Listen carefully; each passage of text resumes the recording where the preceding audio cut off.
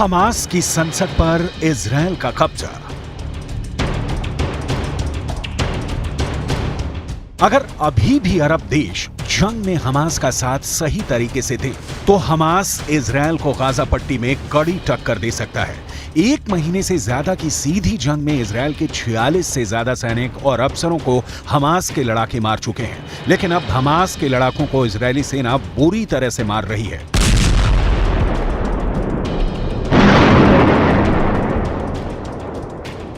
तस्वीरों के जरिए इजरायली सेना ने दावा किया है कि उसने हमास के संसद पर कब्जा कर लिया है, जिसमें कभी हमास के चीफ इस्माइल हानिया समेत टॉप के हमास नेता बैठा करते थे।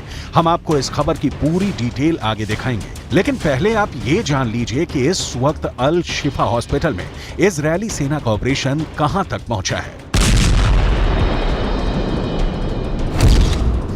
मार दिए हमास के 8000 लड़ाके। इजरायल ने दावा किया है कि उसने अब तक हमास के 8000 से ज्यादा लड़ाकों को मार डाला है, जबकि उत्तरी गाजा में तबाह इमारतों की संख्या 40,000 के पार पहुंच चुकी है। दावा तो यहां तक किया गया है कि गाजा पट्टी में 1 लाख इमारतें इजरायल की आईडीएफ के टारगेट पर हैं।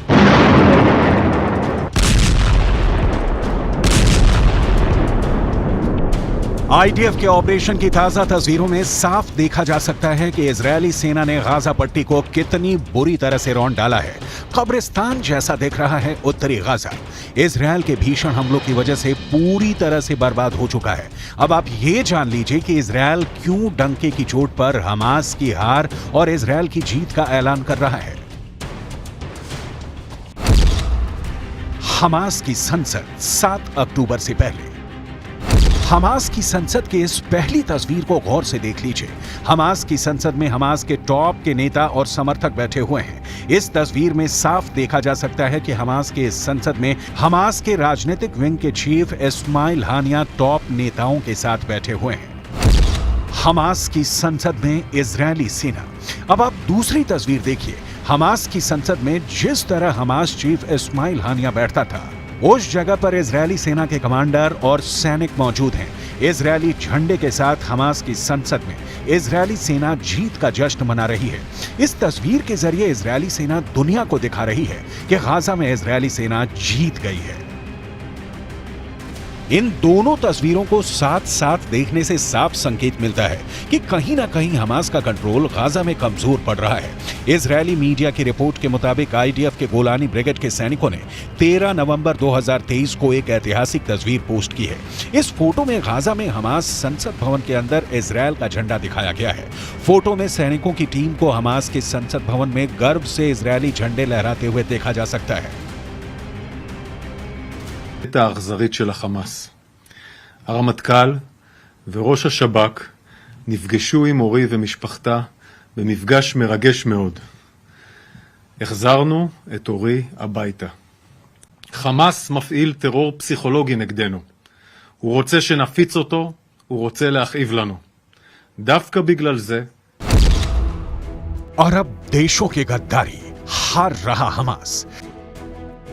27 देशों से बनी अरब लीग और 57 देशों से बना मुस्लिम मुल्कों का संगठन OIC जंग में हमास का साथ देने के दावे तो खूब किए, लेकिन ईरान और लेबनान को छोड़कर कोई भी मुस्लिम मुल्क हमास को सीधी मदद देने को तैयार नहीं हुआ। इधर दूसरी तरफ हमास के 45,000 लड़ाकों पर इजरायली सेना यमराज बनकर टूट पड़ी है। अकेले हमास के ही 65 से ज्यादा टॉप कमांडर मारे जा चुके हैं, जबकि हिजबुल्लाह के भी 80 के करीब लड़ाके लेबनान से लगती इजरायली सीमा पर मारे गए हैं। हमास की भयानक हार और गाजा की भीषण तबाही के लिए बहुत हद तक अरब देश जिम्मेदार हैं। अरबी मीडिया के अल अरबी अल जदीद की एक रिपोर्ट के मुताबिक हमास का साथ देने में 57 देशों से बना मुस्लिम मुल्कों का संगठन OIC बुरी तरह से फेल हुआ है। हैरानी की बात यह है कि गाजा में इजरायल के भीषण हमलों पर अरब देश मिलकर भी कोई कड़ा एक्शन नहीं ले पाए हैं। अरब मीडिया का दावा है कि जिन मुद्दों पर मतभेद थे उनमें इजरायल को हथियारों और गोला बारूद की सप्लाई के लिए अरब देशों में अमेरिका और बाकी सैन्य अड्डों के उपयोग पर रोक लगाना शामिल है। साथ ही इजरायल के साथ अरब राजनयिक, आर्थिक, सुरक्षा और सैन्य संबंधों पर रोक लगाना और दबाव बनाना भी शामिल था। लेकिन एक भी मुद्दे पर ओआईसी सख्त फैसला नहीं ले पाई। यहां तक कि इजरायली कब्जे का विरोध करने वाले संयुक्त बयान में शामिल होना चाहिए था, वो भी नहीं हुआ। इजरायल का गाजा पर कब्जे का विरोध करने पर जब वोटिंग हुई तो फिलिस्तीन, Syria, Algeria, Tunisia, Iraq, Lebanon, Kuwait, Qatar, Oman, Libya और यमन सहित 22 सदस्यीय निकाय के 11 अरब देशों ने या तो प्रस्ताव दिया या फिर उनका समर्थन किया, लेकिन 4 मुस्लिम देशों ने इसके विरोध में मतदान किया, जबकि कई अरब देश वोटिंग के वक्त अनुपस्थित रहे, जिनका खुलासा नहीं किया गया है। दावा किया जा रहा है कि सऊदी अरब ने इजरायली हमलों के खिलाफ वैसा सख्त एक्शन नहीं लिया है जैसी उम्मीद की गई थी। كما يقال أن هذه يعني قنبلة إنارة. هي ليست قنبلة إنارة، يشاهدون هي تشبه القذيفة. هذه مقذوفة تطلق من الطيران الحربي الصهيوني على الناس الآمنين داخل بيوتهم في منطقة الخليج الشرقي. अरब देशों की गद्दारी, हार रहा हमास। इधर हारता हमास अभी भी इजरायली सेना पर भीषण हमले कर रहा है। हमास के दावों के मुताबिक 160 से ज्यादा इजरायली ठिकानों को हमास तबाह कर चुका है।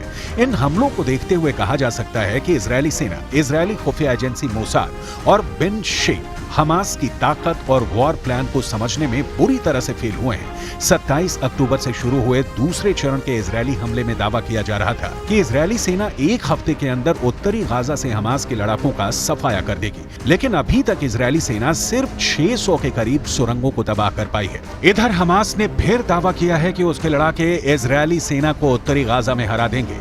आखिर हमास इतने बड़े दावे कैसे कर रहा है? कुछ खबरों में यहां तक दावा किया गया है कि हमास के लड़ाके इजरायली सेना की वर्दी पहनकर हमले कर रहे हैं।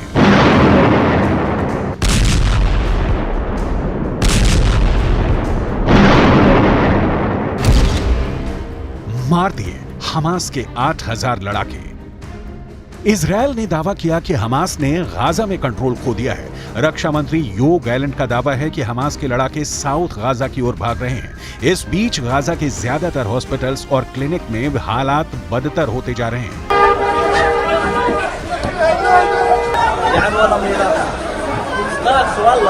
अल शिफा हॉस्पिटल के आसपास भीषण जंग चल रही है। कुछ हॉस्पिटल और मस्जिदों के बेसमेंट और सुरंगों में हमास के ऐसे हथियार और वॉर प्लान मिले हैं जिसे देखकर इजरायली सेना हैरान रह गई। Hamas is using hospitals like we showed the evidence in Shifa Hospital. In other hospital, we are now seeing it in live in Rantisi Hospital. An operation still conducting right now. Look at what Hamas is holding inside the hospital. Gaza में जारी Israeli कार्रवाई से भीषण तबाही और बर्बादी हो रही है।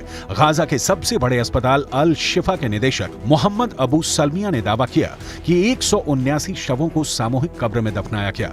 इनमें आईसीयू में मरने वाले शिशुओं और दूसरे तरह के रोगियों के शव भी शामिल हैं। अस्पताल प्रशासन ने कहा कि पूरे परिसर में शव बिखरे हुए थे। वर्ल्ड हेल्थ ऑर्गेनाइजेशन के मुताबिक 7 अक्टूबर से अब तक 36 हेल्थ फैसिलिटीज जिसमें 22 हॉस्पिटल शामिल हैं, कुछ जंग में भारी नुकसान पहुंचा है। बड़े hospital Al Shifa, Al Nasser hospital, Rantisi hospital, Al Quds hospital, Al Ahli hospital में पावर सप्लाई नहीं होने से मरीजों के इलाज में दिक्कत हो रही है।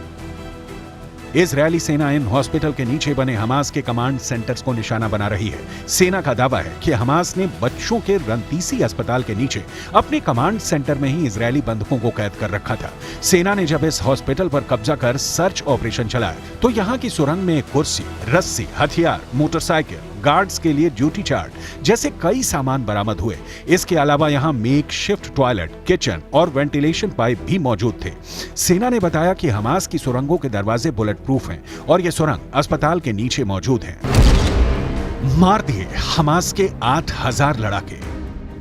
हमास की अल कसम ब्रिगेड के ये लड़ाके आरपीजी, थर्मोबैरिक ग्रेनेड, रॉकेट से इजरायली सेना पर बेहद पास से हमले कर रहे हैं। इजरायली टैंकों पर महज 100 से 150 मीटर दूरी से एंटी टैंक मिसाइलें और रॉकेट से हमले हो रहे हैं। हैरानी की बात तो यह है कि हमास की अल कसम ब्रिगेड अमेरिकी और रूसी हथियारों से इजरायली सेना पर हमला कर रही है। अरब देशों की गद्दारी, हार रहा हमास। लेकिन वहीं दूसरी तरफ हिजबुल्लाह के चीफ हसन नसरल्लाह ने दावा किया है कि इजरायली सेना के लिए गाजा युद्ध विनाशकारी साबित होने जा रहा है। हिजबुल्लाह के 65,000 से ज्यादा लड़ाके हमास के 45,000 लड़ाकों के साथ इजरायली सेना पर दूसरे राउंड का विनाशकारी हमला करने जा रहे हैं। पश्चिमी मीडिया ने भी माना है कि हिजबुल्लाह के रॉकेट और मिसाइल ताकत इजरायल के लिए विनाशकारी साबित होगी। हालांकि इजरायली सेना पूरे जोश के साथ दावा कर रही है कि उसने उत्तरी गाजा में 10 घंटे की भीषण जंग में पिछले 24 घंटे के अंदर हमास के बहुत बड़े गढ़ पर कब्जा कर लिया है। मार दिए हमास के 8,000 लड़ाके। कुल मिलाकर इजरायल हमास को बुरी तरह से रौंद रहा है और हमास अब गाजा में अपनी मौत का तमाशा देखने को मजबूर हो गया है।